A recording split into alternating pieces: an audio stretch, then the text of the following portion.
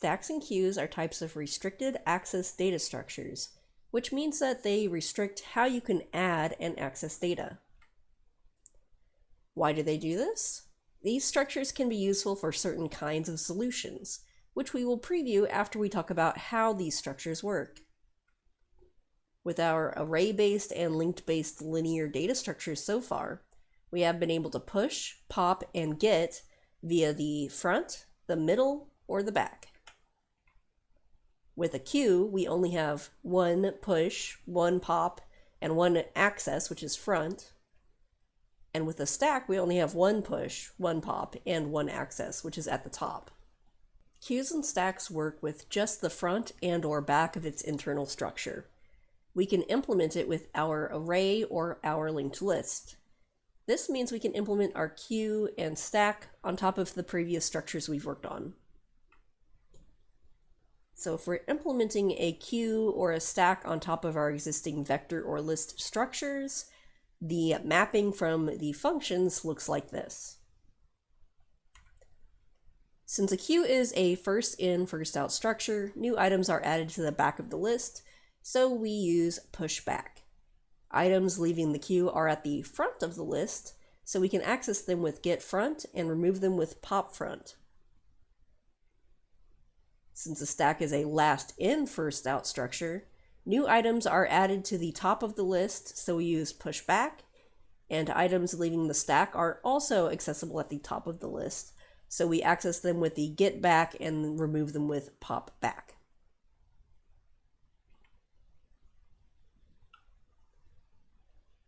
Now we could design our stack to have the top be at the front of the stack. I'll show both of these as an example later, but for the most part, I always use the back as the top of my stack.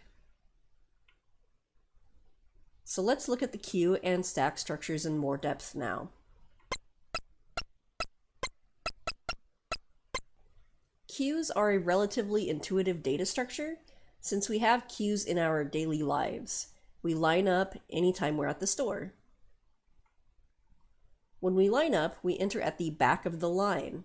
This corresponds to pushing new data into a queue, so we use push back. Let's say the cashier wants to ring up the next person.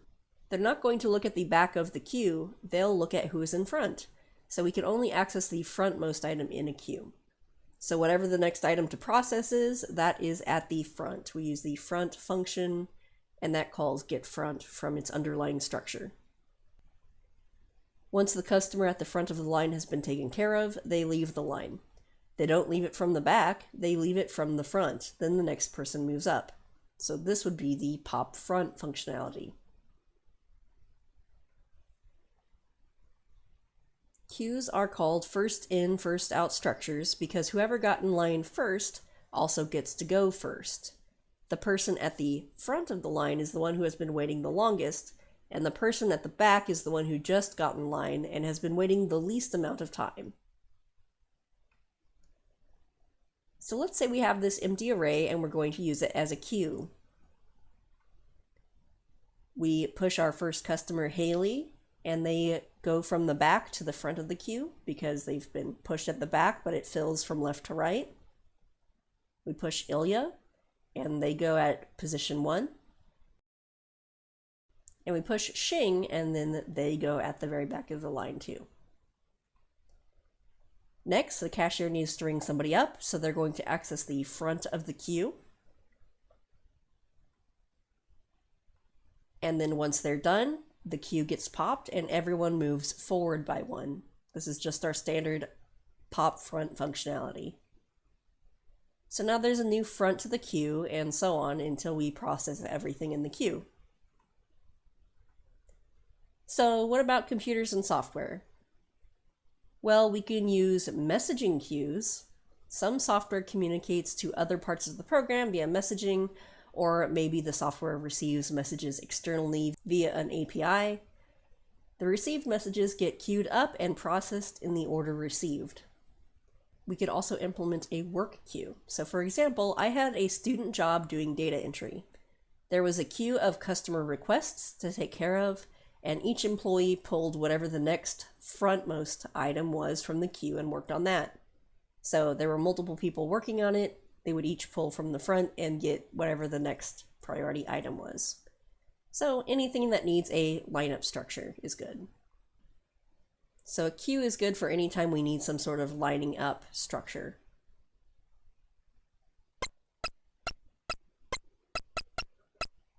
Stacks are a little harder to conceptualize because they're not usually a rigid structure we deal with in daily life. Some people think of a stack of pancakes. I always think of a can of chips because physically it can only access the topmost item. When using a stack on top of an array or a list, we have to figure out which side we want to represent the top of the stack. With our underlying vector or list structure, we still have front and back of the array or list. We just need to figure out how we want to structure it. So this is how I usually structure it. The front of my array is the bottom of my stack, so these two correspond. Then the back of the array corresponds to the top up here where everything gets added and removed from. So front is bottom, back is top. Another option is to have the bottom of the stack be the back of the array and the top of the stack be the front of the array. In this case, new items would come in from the front and be removed from the front. So front is top, back is bottom. So I usually use the first option. The second option might feel more intuitive to some people. You can design it either way as long as you're consistent. Now for how the stack's functionality works, we're using that first example. The front is the bottom and the back is the top. So with push back, adding new items to the stack must be done through the top of the structure where the only opening is. Since the top is the back of the array, we use push back. When processing the next item in a stack, we only have access to that top item, which is resting on top of everything older than itself. So again, we only have access to the back of the stack, so we use get back. And when we remove an item from the stack, we also remove the topmost item, the only thing we can access. So we use pop back. Stacks are called last in, first out structures because whoever was added to the stack most recently is also the first to get removed. This also means that the bottom item is the oldest item. It has been in the stack longer than anything above it. Here's an empty stack. Let's use the stack to track movements in a game of tic-tac-toe. First, we add the new game state of the board. So this would technically be a class, we're just showing it as a symbol. After each player's move, the board's state gets pushed onto the stack. So here we added an X. And then here the O player moved. And then here the X player moved again. So we have each step in the game in the stack. Perhaps the X player dislikes the move they just made and wants to undo it. We use the pop functionality, and that removes the most recent board state, the top state, and now the top state is what happened before. So we had this item, we remove it, and now we've gone back one turn. When the program is going to display the current state of the board to the screen, it can only access the topmost item, and that's what's going to be drawn to the screen. So how do we use stacks with software? Well, we could use a state or a screen manager. So think of a single process device like a dedicated card GPS.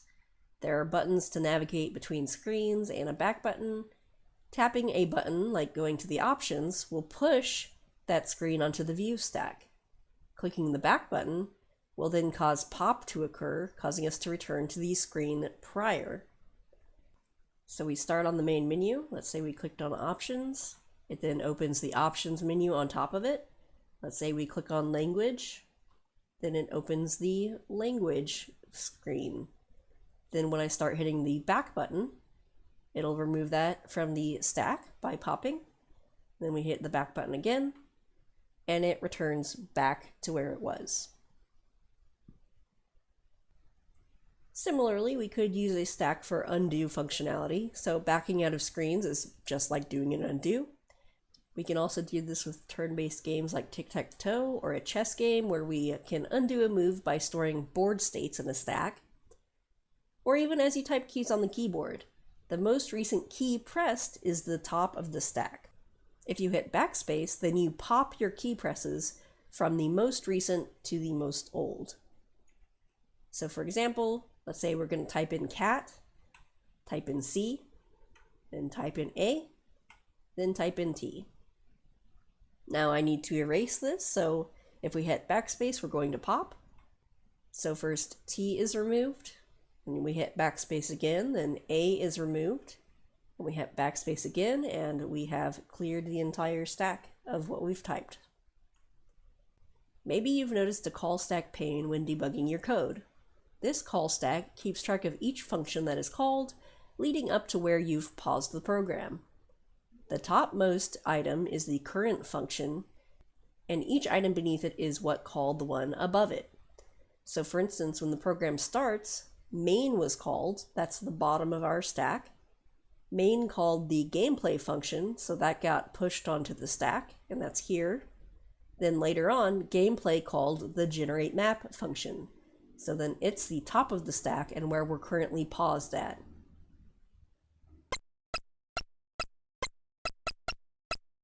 So, stacks and queues restrict how you can access their data.